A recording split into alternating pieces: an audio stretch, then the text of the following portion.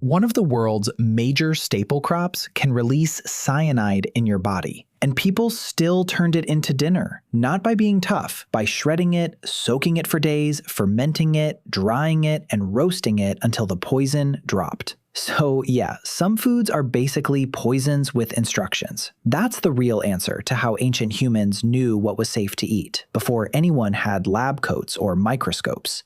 Ancient humans weren't wandering around like one brave idiot licking every berry and calling it research. That guy doesn't get a sequel. The group survives because the group remembers. Your tongue remembers. Your nose remembers. Your gut remembers. Your elders remember. And eventually, the recipe remembers for everyone, even when nobody can explain why. So here's the thing. A lot of ancient food knowledge wasn't a list of safe plants with neat check marks. It was a list of moves, done in the right order. Don't eat that raw. Peel it, pound it, wash it, wait, then cook it. Then maybe feed it to a child without panic. Cassava is the cleanest example. Bitter cassava can carry chemicals that turn into hydrogen cyanide. Traditional processing cuts that danger way down when people do every step. 97.1 to 99.8%. That's not just a seasoning choice. That's survival work, hiding inside dinner. Wait, it gets worse. In rural Zaire, some families shortened cassava soaking because hunger, conflict, or drought squeezed them. 3 days became 1 day. The cassava still looked like food, same color, same stomach-filling promise, but children's cyanide exposure marker spiked inside their bodies. 757 versus 50. And a paralytic disease called Konzo appeared in the community. Same plant,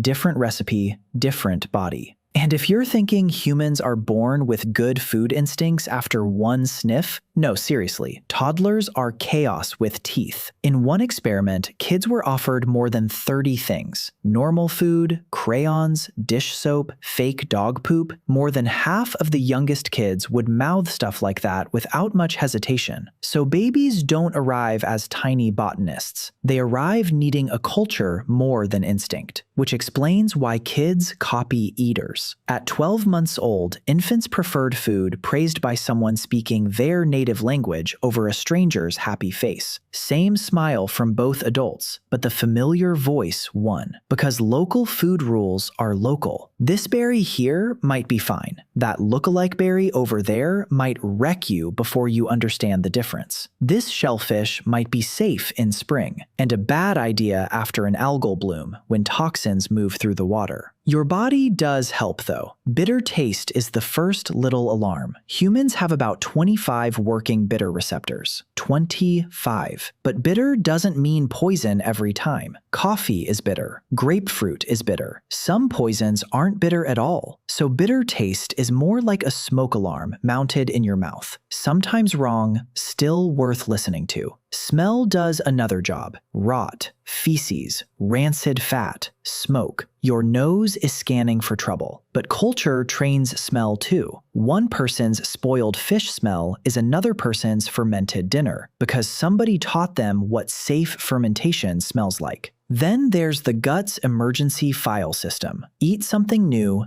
get sick later. Your brain can staple those together forever, even if the timing seems unfair. Scientists call it conditioned taste aversion. John Garcia showed this with rats in the 1950s. A sweet taste got paired with radiation sickness. The rats avoided the sweet taste later, even though the sickness came after a delay. That matters a lot. You don't need to know the word alkaloid or cyanogenic glycoside. You just need nausea to say never again and mean it. Disgust is the louder cousin, and it's dramatic. In a classic experiment, adults saw a sterilized cockroach touch juice. They knew it was clean. They still didn't want the juice. Honestly, fair. Disgust overreacts on purpose. One false alarm costs lunch. One missed alarm can cost your life, especially when nobody has medicine. Now zoom way back. About 1 million years ago, at Wonderwork Cave, someone was burning food inside a cave, and that changes everything. Fire killed microbes, softened tubers, made meat safer, and turned danger into dinner.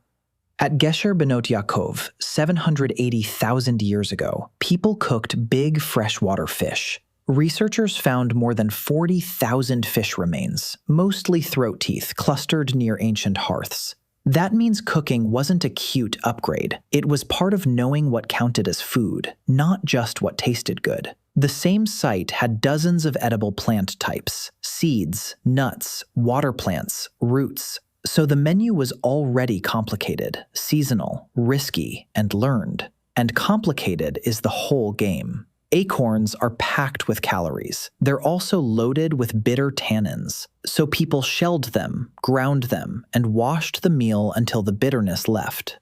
Maize had its own secret. In Mesoamerica, people cooked it with lime or ash before grinding it into dough. That made niacin easier to use. When maize traveled without that process, pellagra followed people who depended on it, even though the corn was filling. Again, the crop wasn't enough. The method mattered. Even spices may have been doing quiet labor before fridges entered the chat. One study checked 4,578 meat recipes across 36 countries. Hotter places used more antimicrobial spices. The cook says, "This tastes right." The microbes get less of a vote, and your stomach gets a better chance. And then there are taboos. In Fiji, pregnant and breastfeeding women avoided certain reef fish during the riskiest months: barracuda, moray eel, shark. Older women said, "Don't eat that now."